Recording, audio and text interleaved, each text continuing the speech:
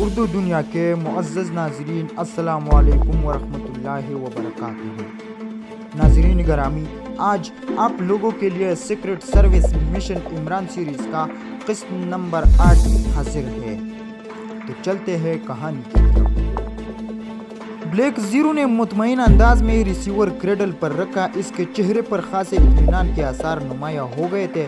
سر سلطان کو صحیح سلامت memorial road کے اسکوٹی سے برآمد کر لیا گیا تھا، جس کا پتہ اس نقلی سر سلطان نے دیا تھا، اور اس نے وزیر اعظم کو بھی اس کی اطلاع دی تھی، کیونکہ صفدر کے اطلاع کے بعد اس نے سر سلطان کے بارے میں وزیر اعظم کو اطلاع دے دی تھی، کیونکہ اسے معلوم تھا کہ جیسے ہی سر سلطان کی ہلاکت کا انکشاف ہوگا، وزیر اعظم کو سب سے پہلے اطلاع دے دی جائے گی۔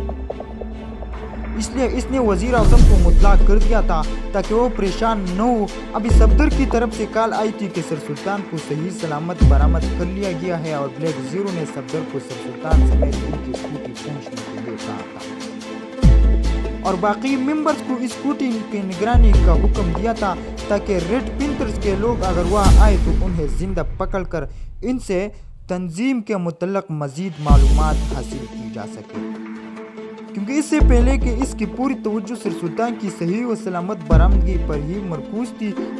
مجھے وزیر اعظم کو اطلاع دے دینی چاہیے کہ سر سلطان کو صحیح سلامت برآمد کر کے ان کو کوٹی پر پہنچا دیا گیا ہے۔ بلیک زیرو نے چونک کر بڑبڑاتے ہوئے کہا، اور پھر ریسیور اٹھا کر وزیر اعظم کے مخصوص نمبر ڈائل کرنے لگا۔ یس، پرائم منسٹر ہاؤس۔ دوسری طرف سے آواز سنائی دی، X2 پرائم منسٹر سے بات کرے۔ بلیک زیرو نے مخصوص لہجے میں کہا، یس سر، ہولڈ آن کرے۔ دوسری طرف سے انتہائی مؤدبانہ لہجے میں کہا گیا، یس۔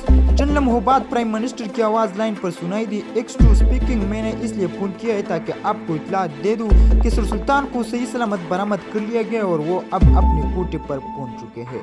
بلیک زیرو نے باوقار لہجے میں کہا، ویری گڈ۔ مجھے اس بارے میں بڑی تشویش تھی کہ مجرم بھی پکڑے گئے۔ وزیر اعظم نے اطمینان بھرے لہجے میں پوچھا، نہیں، ابھی تو میری تمام تر توجہ سر سلطان کی برآمدگی پر مرکوز تھی۔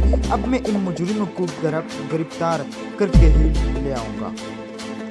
بلیک زیرو نے جواب دیا، جناب X2، یہ مجرم آخر چاہتے کیا ہے؟ وزیر اعظم نے پوچھا، یہ ہمارے ملکی دفاع پر مبنی ایک اہم فائل حاصل کرنا چاہتے ہیں۔ بہرحال آپ بے فکر رہے، سیکرٹ سروس اب جلدی ان مجرموں کو گرفتار کر لے گی۔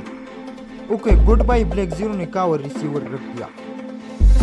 لیکن ریسیور رکھتے ٹیلی فون کی گھنٹی بجی تھی اور بلیک زیرو نے چونک کر ریسیور اٹھا لیا۔ X2 بلیک زیرو نے مخصوص لہجے میں کہا، طاہر، میں سلطان بول رہا ہوں۔ تمہارا شکریہ کہ تم نے مجھے زندہ سلامت ان مجرموں کے پنجے سے نکال لیا ہے، اور میں نے ہوش میں آتے ہی تمہیں اس لیے فون کیا ہے کہ مجھے بس اتنا یاد ہے کہ وہ لوگ غیر ملکی تھے اور مجھے سے سیکرٹ سروس کے ہیڈ کوارٹر کا پتہ پوچھنا چاہتے تھے۔ اس کے بعد ایک لمبا تڑنگا آدمی ہے جس کے سر کے بال بالکل برف کی طرح سفید تھے۔ اس نے مجھے کوئی انجیکشن لگایا، اس کے بعد مجھے کچھ یاد نہیں ہے۔ اب ہوش میں آنے پر صفدر نے مجھے بتایا کہ میری جگہ نقلی آدمی یہاں موجود تھا۔ یہ سب کیا چکر ہے، اور ہاں، عمران کا کیا حال؟ مجھے اس بارے میں بے پناہ فکر ہے، سر سلطان نے تیز لہجے میں کہا، اور جواب میں بلیک زیرو نے کال ملنے اور فائل کوٹی پر پہنچنے سے لے کر ان کی برآمدگی تک کے تمام واقعات انہیں بتا دیے، اور ساتھ ہی بتا دیا کہ عمران تاحال ہوش میں نہیں آیا۔ لیکن ابھی ڈاکٹر صدیقی کا فون آیا تھا کہ اب عمران کی حالت پہلے سے قدر بہتر ہے، لیکن بہرحال ابھی وہ خطرے سے باہر نہیں آیا۔ خدا کرے وہ جلدی صحت یاب ہو جائے۔ اور سنو، اب عمران تو کام نہیں کر سکتا، اس لیے اب سیکرٹ سروس کو ہی اس تنظیم کا خاتمہ کرنا ہوگا، اس لیے تم پوری طرح سے ہوشیار رہنا۔ سر سلطان نے کہا، اب بے فکر رہیے، اب یہ مکمل طور پر سیکرٹ سروس کا مشن بن گیا ہے، اور سیکرٹ سروس اسے آسانی سے سیٹ کر لے گی۔ بلیک زیرو نے جواب دیا، اور پھر سر سلطان کی طرف سے گڈ بائی کے الفاظ سنتے ہی اس نے ریسیور رکھ دیا۔ ابھی اس نے ریسیور رکھا ہی تھا کہ کمرے میں 30 سیٹ کی آواز گونج اٹھی، اور یہ آواز سنتے بلیک زیرو بری طرح چونک پڑا۔ یہ آواز بتا رہے تھے کہ کوئی دانش منزل کے اندر داخل ہونے کی کوشش کر رہا تھا۔ بلیک زیرو نے چونک کر میز کے کنارے پر لگا ہوا ایک بٹن دبایا۔ دوسرے لمحے سامنے دیوار پر لگی ہوئی ایک بڑی سی اسکرین روشن ہو گئی۔ یہ اسکرین مختلف خانوں میں بنی ہوئی تھی، اور ہر خانے میں دانش منزل کی بیرونی منظر نظر آ رہا تھا، اور تمام खानों में देखने से दानिश मंजिल के चारों तरफ का बैरूनी मंजर बेवकूफ दिखाई दे रहा था और फिर ब्लैक जीरो की नजर एक खाने पर जम गई। ये दानिश मंजिल के दाएं तरफ का मंजर था। इस तरफ एक तंग सी गली थी। वो आदमी जिन्होंने सियाह रंग के चुस्त लिबास पहने हुए थे कमंदों के जरिए दीवार पर चढ़े हुए थे। इन दोनों ने अपनी पुश्त पर सियाह रंग के कपड़े के तीले बांध रखे थे।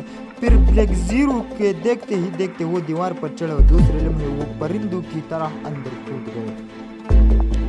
ब्लैक जीरो खामोश बैठा उन्हें देख रहा था क्योंकि उसे मालूम था कि उन्हें किसी भी वक्त आसानी से गिरफ्तार किया जा सकता है।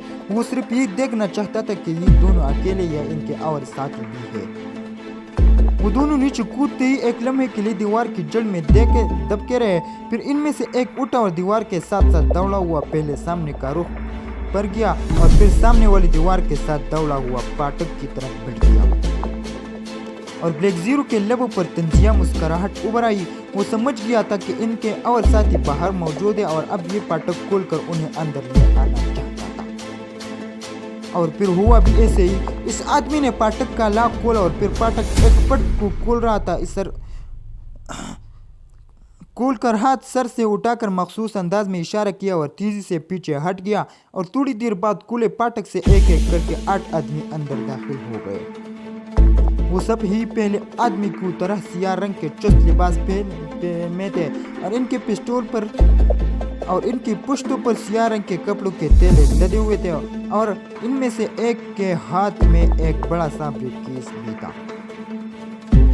ब्रीफकेस वाले ने अंदर दाखिल होते ही बिजली की इस तेजी से ब्रीफकेस खोला और फिर इसके अंदर से एक अजीब व गरीब साख्त की मशीन बाहर निकाली। इसके हाथ वाकई बिजली की सी तेजी से चल रहे थे। इसने मशीन के नीचे से एक मुड़ी हुई टांगे खोले और उन्हें जमीन पर टका दिया। अब वो मशीन 4 पैरों पर फर्श पर खड़ी थी। ब्लैक जीरो ने हैरत से इस मशीन को देख रहा था क्योंकि ये इसके लिए बिल्कुल नई चीज थी। एक लम्हे के लिए उसे ये ख्याल आया कि वो उनके ऑटोमेटिक गनों का पैर खोल दे, लेकिन फिर इसने इरादा बदल दिया। इसने फैसला किया था कि उन्हें जिंदा पकड़ा जाए ताकि इनसे मजीद मालूमात हासिल की जा सके। उसे मालूम था कि जैसे ही ये बरामदे में आएंगे वो सिर्फ एक बटन दबाकर उन्हें आसानी से बेहोश कर देगा। इसलिए वो मुतमईन अंदाज में बैठा रहा। मशीन वाला ने मशीन की साइड से लटकी हुई तार का सरा इस बैग के अंदर किसी जगह फिट किया था और एक आदमी ने जल्दी से वो बैग दोनों हाथों में उठा लिया था और फिर मशीन वाले ने मशीन के मुख्तलिफ बटन दबाए दे। मशीन के सामने का रुख पर लगे हुए कैमरे के लेंस की तरह का शीशा यकलख चमक उठा। ये शीशा नीलगू रंग का नजर आ रहा था और आहिस्ता आहिस्ता ये चमक बढ़ती जा रही थी। ये कोई खास चीज है, ऐसा न हो कि नुकसान दे जाए। ब्लैक जीरो ने सोचा और जल्दी से इस बटन की तरफ हाथ बढ़ाया जिसके दबाने से बरामदे के ऊपर नसब खुफिया ऑटोमेटिक गने हरकत आ जाती थी। लेकिन इससे पहले कि वो ये बटन दबाता अचानक स्क्रीन एक जगमगाते से तारीख हो गई और ब्लैक जीरो यकलख चौंक पड़ा। ये क्या हुआ? ब्लैक जीरो ने इंतहाई हैरत से कहा और फिर जल्दी से वो बटन प्रेस कर दे, लेकिन बटन दबने के बावजूद ऑटोमेटिक गनों के चलने की आवाजें आई। तो उसने घबरा कर दूसरे बटन दबाने शुरू कर दिए, लेकिन इसकी चिट्ठी हिस्स बता रही थी कि सब बटन यकलख इस तरफ बेकार हो गए जैसे इनके कनेक्शन ही खत्म हो चुका हो। ओह ये क्या हो गया? ये तो सारा हिफाजती निजाम ही बेकार हो गया। ब्लैक जीरो ने उछल कर खड़े होते हुए कहा, लेकिन इस लम्हे ऑपरेशन रूम का दरवाजा एक धमाके से खुला और 4 मशीन गन बरादर बिजली की सी तेजी से अंदर दाखिल हुए। खबरदार हाथ उठा दो वरना गोलियों से भून डालूंगी।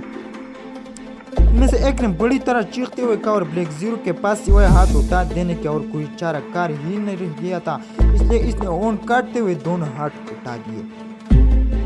दीवार की तरफ मुंह करो, इसी आदमी ने मशीन गन समेत आगे बढ़ते हुए कहा। इसका चेहरा बता रहा था कि अगर ब्लैक जीरो ने एक लम्हा के लिए बेतवक्कुफ किया तो उसे बेदरे मशीन गन से भून डालेगा।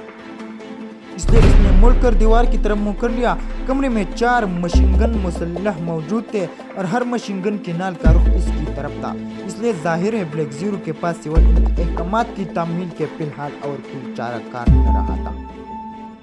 वो ज्यादा से ज्यादा एक आदमी से मशीन गन छीन लेता, लेकिन दूसरे की मशीन गन उसे एक ही लम्हे में भून डालते। ब्लैक जीरो के घूमते एक आदमी ने बड़े ماہرانہ انداز میں اس کی تلاشی لی اور بلیک زیرو کے تنے ہوئے اعصاب ٹنڈے ڈھیلے پڑ گئے، کیونکہ گھومنے سے پہلے وہ یہی سمجھ رہا تھا کہ شاید اس کے سر پر ضرب لگا کر اسے بےہوش کرنے کے لیے دیوار کی طرف منہ کرنے کا حکم دیا گیا، لیکن تلاشی لیے جانے پر وہ سمجھ گیا تھا کہ ایسا نہیں کیا جا رہا ہے۔